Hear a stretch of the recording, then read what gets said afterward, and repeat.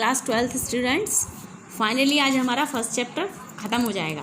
ठीक है, first chapter की विविध प्रश्नावली का क्वेश्चन नंबर 18। मान लीजिए कि f सच दैट f एक फलन इस प्रकार है रियल नंबर से रियल नंबर में, तब निम्न प्रकार से परिभाषित चिन्ह फलन को इंग्लिश में सिग्नम फंक्शन बोलते हैं। क्या बोलते हैं? Signum function. और सिग्नम फंक्शन की डेफिनेशन इस प्रकार है, इसका ग्राफ इस तरीके से प्लॉट होता है। ठीक है, x की वैल्यू अगर 0 से ग्रेटर होगी तो उसकी वैल्यू ऑलवेज 1 होगी। तो 0 से ग्रेटर के लिए x की वैल्यू के लिए, क्योंकि यहाँ ये एरो लग रहा है यानी ये 1, यही लाइन आगे बढ़ती चली जाएगी। और जब x की वैल्यू 0 होगी तो उसकी वैल्यू क्या होगी? 0। और जब x की वैल्यू -1 होगी तो x अगर 0 से छोटा है तो उसके लिए उसकी वैल्यू क्या होगी? -1 ईच वैल्यू के लिए। तो ये इस तरीके से इसका ग्राफ बनता है और इसे सिग्नम फंक्शन बोलते हैं। दूसरा फंक्शन है g such that real number से रियल नंबर में, जो कि प्रदत्त महत्तम पूर्णांक फलन है। महत्तम पूर्णांक फलन सबको पता है कि यहाँ पर अगर हम कोई पूर्णांक रखेंगे 1, 2 तो उसकी वैल्यू वही होगी, लेकिन अगर मैं यहाँ पे 1.5 रखती हूँ तो उससे छोटा पूर्णांक आएगा। तो 1.5 से छोटा पूर्णांक क्या है? 1। इसकी वैल्यू फिर 1 आएगी। 0.2 रखती हूँ तो आंसर 0 आएगा, क्योंकि 0.2 से छोटा पूर्णांक क्या है? 0। जहाँ x से कम या x के बराबर पूर्णांक है।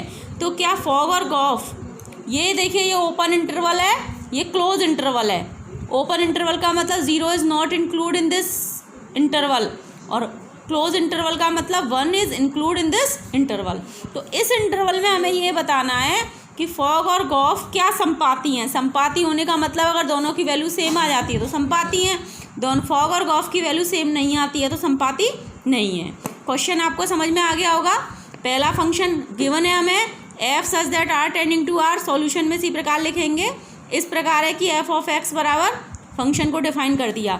इसी तरह दूसरा फंक्शन है हमारा g such that r tending to r, महत्तम पूर्णांक फलन। ठीक है, अब हमें इस इंटरवल में ही लेना है, x बिलोंग्स टू 0 to 1। तो पहले हम जो हमारा g है उसकी वैल्यू निकाल लेते हैं इस इंटरवल में। तो ये महत्तम पूर्णांक फलन है, तो 0 से 1 के बीच में इसकी वैल्यू 0 ही रहेगी। जैसे 0 से 1 के बीच में मैं इसके अंदर 0.8 लिखती हूँ तो आंसर इसका क्या आएगा? 0। तो 0 से 1 के बीच में प्रत्येक वैल्यू के लिए इसकी वैल्यू क्या आएगी? 0।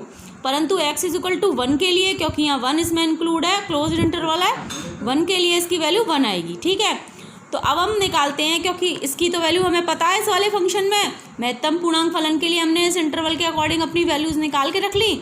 अब हमें फॉग ऑफ x निकालना है। फॉग ऑफ x का मतलब क्या हुआ? f of g of x। ठीक है, f of g of x। तो g ऑफ x हमारा क्या फंक्शन है? महत्तम पूर्णांक फलन। मैंने ये रख दिया। अब इसकी वैल्यू दो अलग अलग वैल्यूज़ के लिए अलग अलग आएगी, यानी कि इसकी वैल्यू 0 कब होगी? 0 से 1 के बीच में। तो f ऑफ 0 यदि x 0 से 1 के बीच में है, यदि x बराबर 1 है तो क्या हो जाएगा? ये f ऑफ 1, क्योंकि इसकी महत्तम पूर्णांक फलन की वैल्यू 1 हो जाएगी। ठीक है बच्चों, समझ में आ रहा है ना? दोनों कंडीशंस में हमने इसकी महत्तम पूर्णांक फलन की वैल्यू पुट कर दी। f ऑफ 0 की वैल्यू क्या होगी?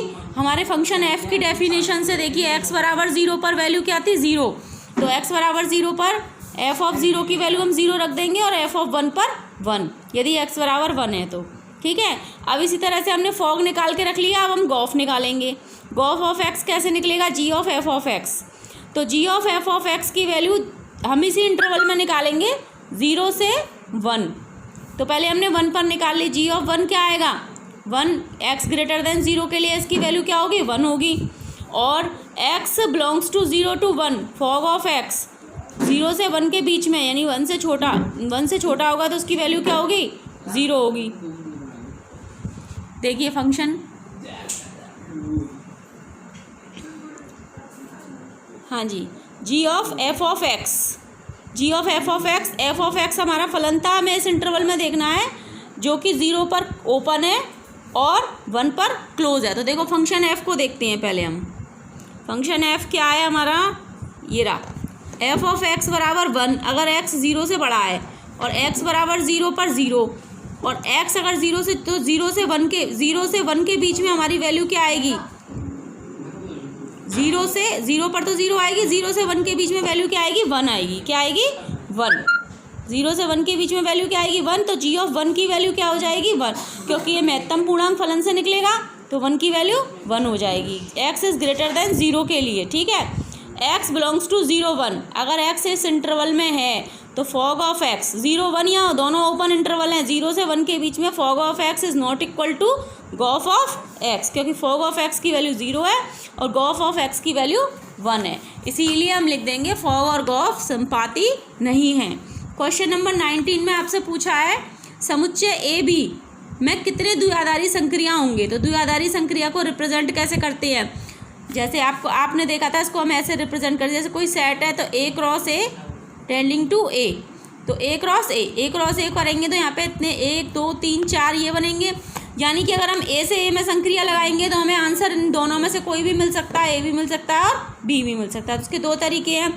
इसी तरह A और B के बीच में संक्रिया लगाएंगे तो भी दो तरीके से मिल सकता है, B और A के बीच में लगाएंगे तो भी दो तरीके से, और B और B के बीच में लगाएंगे तो भी दो तरीके से। इस प्रकार हमारे पास टोटल नंबर ऑफ वेज कितने हो गए 2 इंटू 2 इंटू 2 इंटू 2, आंसर आ जाएगा आपका 16। तो टोटल द्विआधारी संक्रियाएँ हमारी कितनी बन जाएंगी 16।